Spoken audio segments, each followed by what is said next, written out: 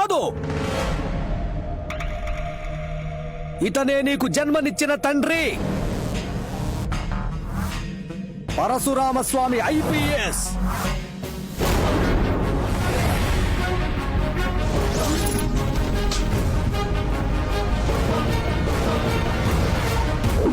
Transfer చేయించుకొని మీ నాన్న మీ అమ్మని తీసుకుని విజయవాడ బయలుదేరాడు. స్వామి ఇంటికి తాళం వేసింది, ఎక్కడికి వెళ్ళాడో తెలియదన్నా. Hello Swami here. Hello Swami here. ఎవరండి ఫోన్లో? ఏదో రాంగ్ నంబర్. నువ్వు పడుకుని నిద్రపో. సరేనండి. పరశురామ్ కార్లో విజయవాడ వస్తున్నాడు. మీ నాన్నతో పనిచేసిన పరమశివం మీ నాన్న వచ్చే దారింటో వాళ్ళకి చెప్పేశాడు. ఏ రూట్ లో వస్తున్నారు సార్? ఏలూరు దాటి హనుమాన్ జంక్షన్ రూట్ లో వస్తున్నాను. ఎవరండి వీళ్ళంతా?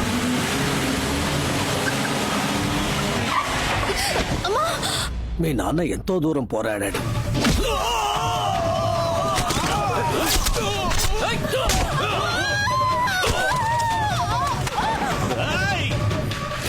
మీ అమ్మ పక్కనే ఉండటం వల్ల మీ నాన్న వాళ్ళని ఏమీ చేయలేకపోయాడు.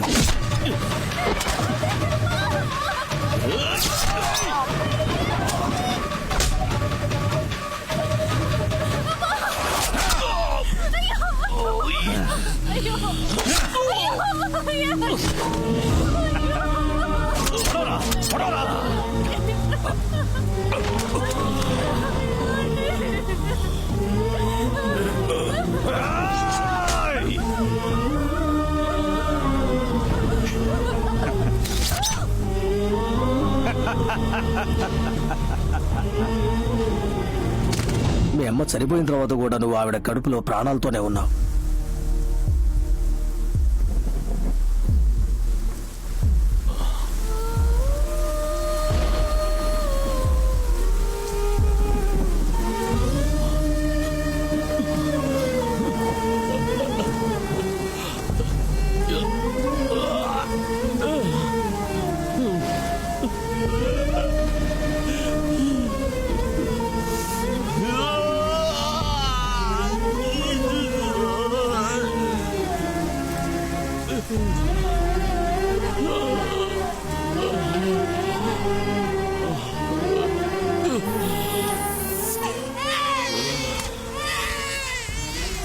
నువ్వు ప్రాణాలతో ఉన్నావని తెలిస్తే నిన్ను చంపేస్తారనే భయంతో నిన్ను హాస్పిటల్ నుంచి తీసుకుని ఢిల్లీకి వచ్చేశాం. మన కుటుంబంలో మిగిలిన అందరినీ దారితో గుద్ది చంపించేశారు. అంత దుర్మార్గులుండే ఊరికి నువ్వు వెళ్ళాలా? చెప్పు, నువ్వు వెళ్ళాలా? రామస్వామి, పరశురామస్వామి.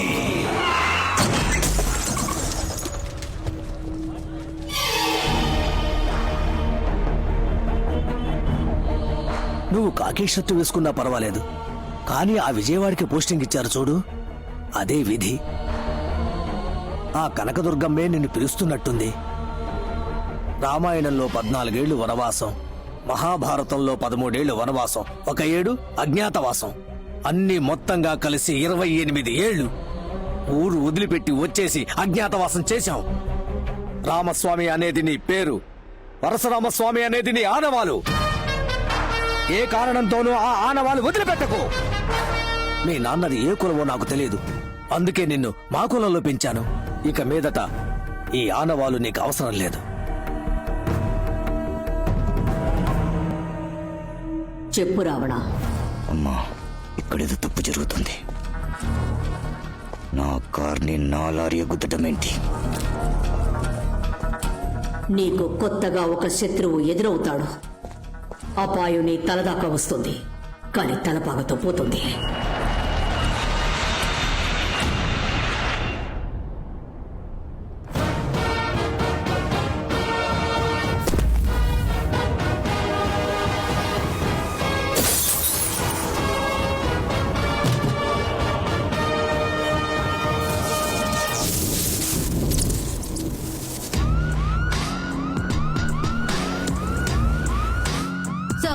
Welcome sir. ఈ ఊళ్ళో రావణ భిక్షు అని ఒకడు ఉన్నాడని చెప్పారు.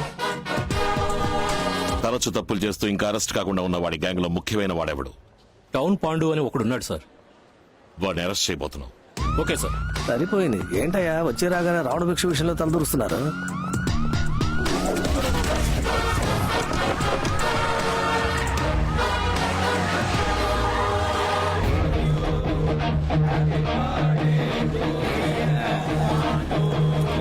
రండి సార్, బర్త్డేకి వచ్చారా?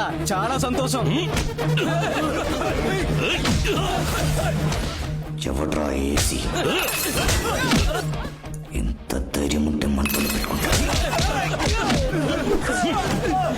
ఎవరా పోలీసుల డబ్బా?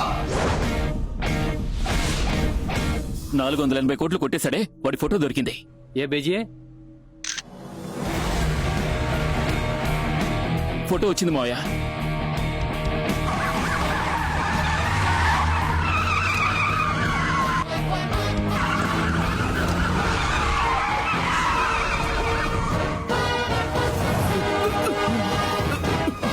ఎంతసేపు? మత్స్యస్వామి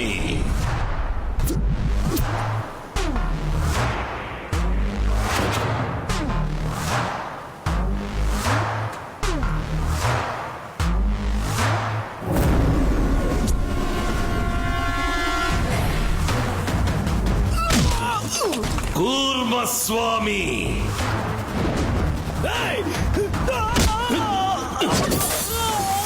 వరాహస్వామి నరసింహస్వామి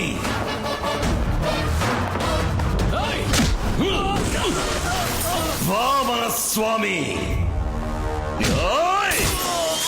పరశురామస్వామి కొడుకు రామస్వామి. 28 ఏళ్ల తర్వాత ఇలా ఒకడు వస్తాడని నువ్వు ఎక్స్పెక్ట్ చేయలేదు కదూ? నీ అబ్బ తప్పు చేశాడు, అందుకే మా నాన్న వాడిని చంపాడు. నువ్వెందుకు మా నాన్నని చంపారు? నా తల్లేం తప్పు చేసింది, తన కడుపులో ఉన్న బిడ్డేం పాపం చేసింది? ఏంట్రా ఇప్పుడు ప్రతీకారమా? మూసేసిన కేసుని ఓపెన్ చేసి నిన్ను, నీ అన్నయ్యని బట్టలు తీసి అండర్వేర్ తో తీసుకుపోయి రాజమండ్రి సెంట్రల్ జైల్లో పప్పులాగా రుబ్బలేదో?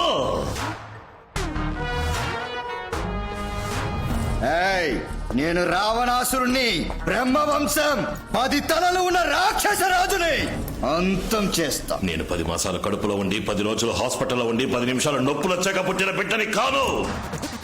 మా అమ్మ చనిపోయిన అరగంట తర్వాత శవం నుంచి బయటికి తీసిన బిడ్డని. నేను స్వామిని కాదు, భూతాన్ని. పోలీస్! నేను పోలీస్ కాదు, పోకిరి.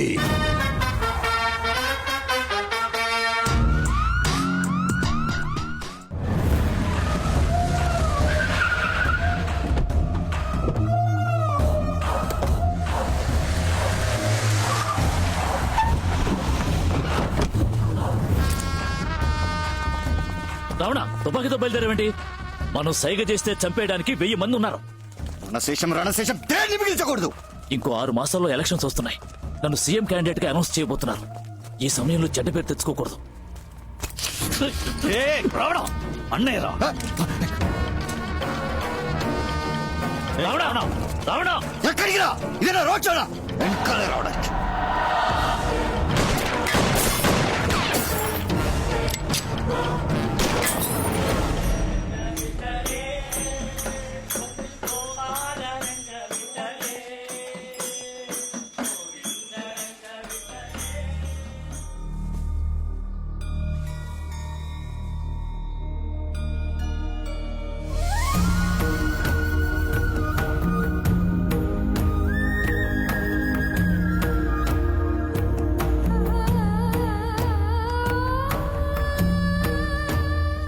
ఎవరది?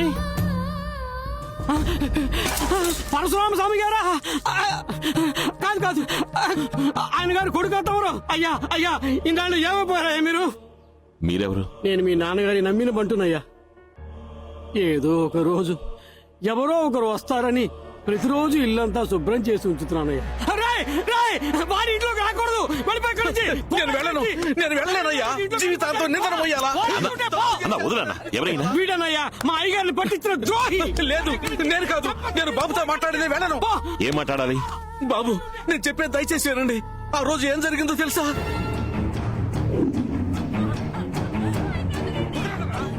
మీ నాన్న వచ్చే రూట్ అడగమని నన్ను వాళ్ళు బెదిరించారు. నేను ఒప్పుకోలేదు. నా భార్యని చంపేశారు. నేను ఫోన్ చేయకపోయి ఉంటే మా అబ్బాయిని చంపేవాళ్ళు. ఏ రూట్లో వస్తున్నారు సార్? సార్ సౌండ్ సరిగా వినపడటం లేదు సార్. నాకు క్లియర్ గా ఉంది. సౌండ్ వినపడటం లేదు సార్. సౌండ్ అన్నది మా కోడ్ వాడు. మీ నాన్నకు అక్కడ ఏదో ప్రాబ్లం ఉందని అర్థం కావటానికి సౌండ్ అని 2 సార్లు గట్టిగా అన్నాను. కానీ నా మీద ఉన్న నమ్మకంతో ఆయనది అర్థం చేసుకోలేదు. మీరు నాకు హెల్ప్ చేస్తారా? చెప్పు బాబు, ఏం చేయమంటావు? మా నాన్నతో నిజాయితీగా పనిచేసి రిటైర్ అయిన పోలీసు వాళ్ళు ఉంటారుగా, నేను వాళ్ళని కలవాలి. Inspector Babu sir, head constable Gopal yes sir. Inspector Muralikrishna yes sir. Inspector Kumaraswamy sir. 28 ఏళ్ల క్రితం మా అమ్మా నాన్నల్ని రావణ భిక్షు వాళ్ళ అన్నలో చంపిన విషయం మీ అందరికీ తెలుసు. పెండింగ్ లో ఉన్న కేసు ఫైల్ తాలూకు కాపీని హనుమాన్ జంక్షన్ పోలీస్ స్టేషన్ నుంచి తీసుకున్నాను. All fabricated evidence. ఈ ఇన్వెస్టిగేషన్ ని మళ్ళీ నేను స్టార్ట్ చేయబోతున్నాను. ఇప్పుడున్న వాళ్ళకెవరికి ఈ కేసు తాలూకు వివరాలు తెలియవు. మీరు నాకు హెల్ప్ చేశారంటే 2 వారాల్లో వాళ్ళ మీద అరెస్ట్ వారెంట్ తీసుకోవచ్చు. మీ నాన్నగారి కేసులో ఏం చేయలేకపోయామనే అపరాధ భావంతో ఉన్నాం బాబు. నువ్వు అడిగేది హెల్ప్ కాదు, మేము చేయాల్సిన కర్తవ్యం. నెక్స్ట్ మినిట్ ఇన్వెస్టిగేషన్ స్టార్ట్ చేద్దాం బాబు. గుండె మీద చెయ్యేసుకుని వేసుకున్న డ్రెస్ కి మర్యాద ఇచ్చి నిజం మాత్రం చెప్పండి. రావణ భిక్షు ఏమేం తప్పులు చేస్తున్నాడు?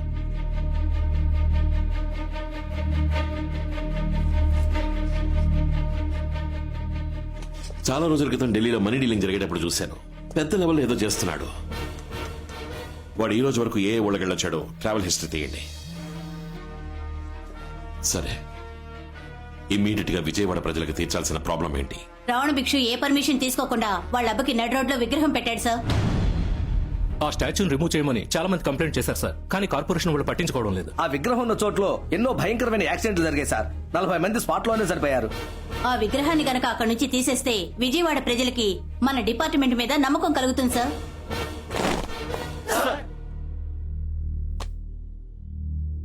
గత 28 ఏళ్లుగా ఓ పోరంబోకు విజయవాడ సిటీని వాడి కంట్రోల్లో పెట్టుకున్నాడు. ఆ పోరంబోకు పేరు రావణ భిక్షు. ఆ పోరంబోకి తొత్తులుగా ఉంటున్న మన డిపార్ట్మెంట్ లోని చాలా మంది పోరంబోకులు దొడ్డిదారంపట వాడి ఎంగిల్ చేయని నాకుతున్నారన్న విషయం నాకు తెలుసు. వాళ్ళందరికీ 24 గంటలు టైం ఇస్తున్నా. ఇక్కడి నుంచి ట్రాన్స్ఫర్ ఆర్డర్ తీసుకుని వేరేదైనా జిల్లాకి పారిపోండి. పర్వతాన్నైనా పడగొట్టేద్దాం, పగవాడినైనా తొడగొట్టేద్దాం అనే వాళ్ళు మాత్రం నా వెనక నడవండి.